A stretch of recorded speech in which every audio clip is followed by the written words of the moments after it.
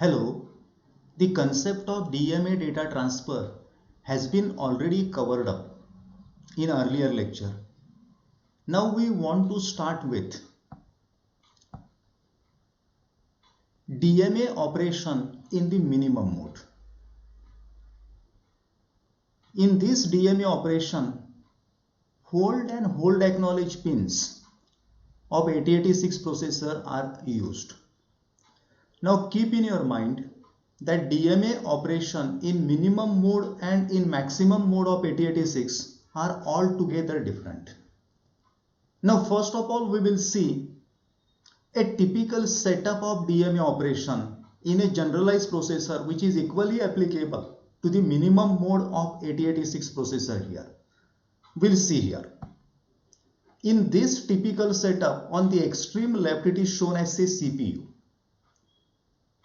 8086 processor in the minimum mode. Of course, in this particular diagram here, that min max bar pin which is not shown, it is not connected to ground. Next is the connection to the CPU is memory modules and IO device.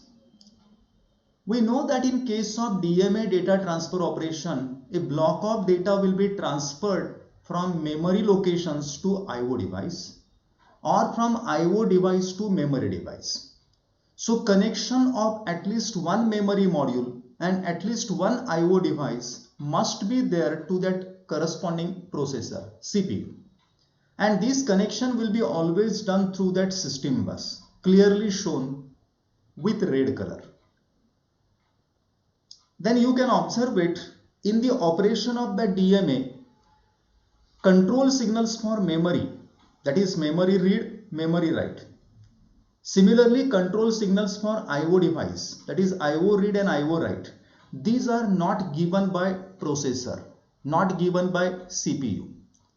Processor only accepts hold signal and hold acknowledge signal will be given out. Then in the last part here is the connection of that external DMA controller, is a special type of IO module. You can observe it, this DMA controller is supposed to give that memory read, memory write, IO read and IO write control signals. This DMA controller also resides on that same system bus, clearly shown. This DMA controller has got up to 4 DMA channels.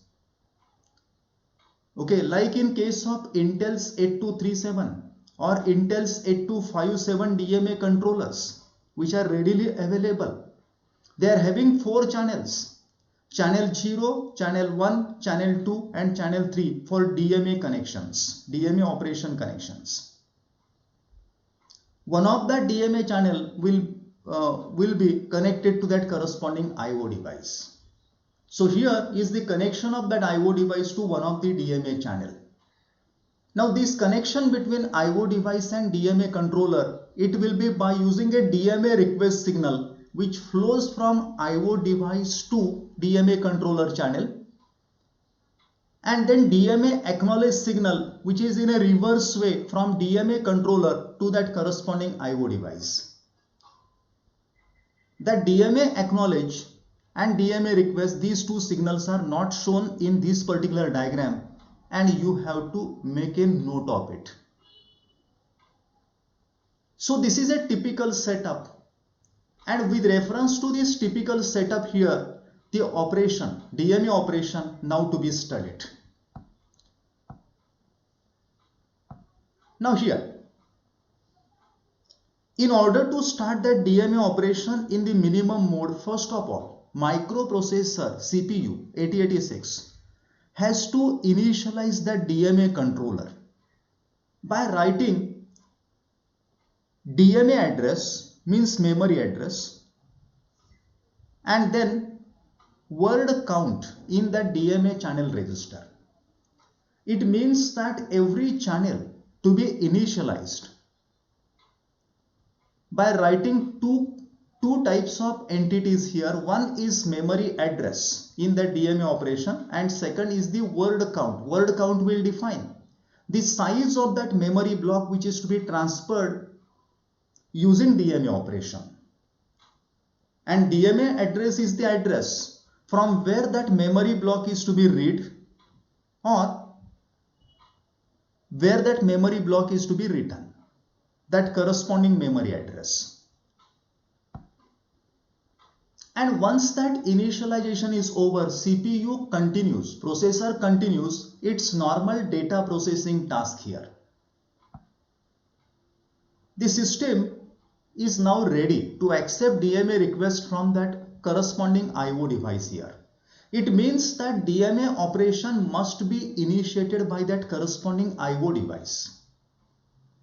Okay, memory will not initiate that DMA operation. Rather, that IO device will initiate that DMA operation because IO device is connected to one particular DMA channel which has got already initialized.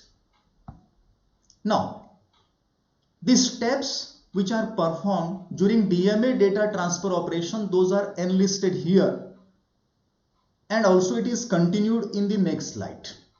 So first of all, whenever IO device wants to perform DMA data transfer, IO device will place its DMA request to a particular channel of the DMA controller. Then DMA controller sends hold signal, HOLD, hold signal equal to 1 to the CPU, to the microprocessor 8086. Then subsequently microprocessor 8086 sends back the hold acknowledgement signal to the DMA controller. HLDA signal is equal to 1. HLDA stands for hold acknowledge. So this is third step. Then that DMA controller gives an acknowledgement to IO device indicating that the DMA operation is to start now. Okay, this particular acknowledgement which is given by DMA controller back to that IO device, it is nothing but a DMA acknowledgement signal here. Then in the fifth step, at the same time processor CPU loses control over the system bus. It clearly means that processor is now to be isolated from the DMA data transfer operation. That's why CPU surrenders its system control, or CPU tristates all the system buses. Okay, all are having the same meaning here. It means that once the 4 steps written above are over, processor will lose control over the system bus, or processor surrenders the control of system bus, or processor tri-state system bus. Okay, all three are identical terms. Then in the next step, step number 6, the DMA controller takes the charge of the system bus because that charge has been given by the CPU. Then DMA controller is taking that corresponding charge of that system bus here. So this is step number 6, and hereafter from step number 7 onwards, that actual DMA data transfer operation will be performed in the minimum mode. So here, step number 7, the DMA controller outputs DMA address on the system bus to select a memory location. Now, in the actual DMA data transfer operation, the DMA channel was previously programmed by CPU with certain address, memory address called as the DMA address. Now this DMA address will be output on the system bus to select one particular memory location. Then in the subsequent step here, the DMA controller will activate 2 control signals in a proper sequence. So step number 8 activates DMA controller, of course. DMA controller activates memory read control signal followed by IO write control signal, so that from that addressed memory location 1 byte is read through system bus, it is written to IO device here. It means that activation sequence is memory read followed by IO write, then data is read, a byte is read from memory, it is put up on the system bus. IO write means that particular byte from the system bus will be written to IO device. So this is the way 1 byte is transferred from memory to IO device. Now what if that data is to be transferred from IO device to memory? In that case, it is to be read from IO device and it is to be written to memory device here. In that case, IO read signal is to be activated first, followed by memory write. That is clearly stated here in the step number 8 itself, or IO read followed by memory write signal for IO to memory transfer. It means that transfer of data, it can be from memory to IO device or vice versa in case of DMA. So this is clearly stated here, upon generation of the address, 1 read operation followed by write. Okay, it is always necessary that data must be read first and then it is to be written. That is what that step number 8 illustrates. Now next is step number 9.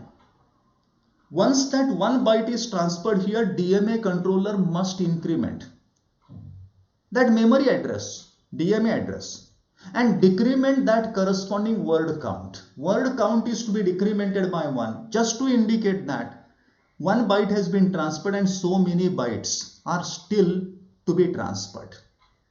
And memory address, DMA address, to be incremented by 1, so that my memory is prepared. Word count is also readily available, decremented word count. And then step number 10 here, if that count is not reached to 0, if that count is not equal to 0, then repeat step number 7, 8, 9 for the subsequent byte. What is step number 7? That incremented DMA address will be put up on system bus, so that incremented next memory location will be selected. Step number 8, that read operation followed by write. Step number 9, increment memory address, DMA address, and decrement count. And again step number 10, it will be checking whether that count is reached to 0 or not. If not reached to 0, then go back to step number 7, 8, 9 again. Every time in step number 7, 8, 9, that address, which is incremented address from the previous iteration, will be sent on address bus. Then next step, read signal followed by write signal, a proper read followed by proper write, and then incrementing that DMA address by 1 and decrementing word count by 1, and then checking in step number 10 here again whether that entire block of data, entire number of bytes are transferred or not. If not transferred, then go back to step number 7, 8, 9 to repeat.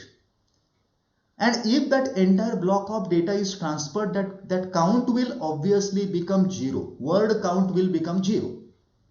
And when that word count becomes 0 here, processor will come out of that step number 10. It will go to step number 11 here. What that step number 11 defines, once that entire block of data is transferred, then word count is equal to 0. Then DMA controller sends hold signal equal to 0 to the CPU. Subsequently, controller sends hold is equal to 0 to the microprocessor 8086, which is in minimum mode. Then subsequently, microprocessor CPU takes the charge of the system bus and resumes earlier data processing task. It means that now processor has taken up the charge of system bus and it will carry on. It will resume its earlier data processing task here. So this is how that step number 12 will be carried out. Now next, in short, it defines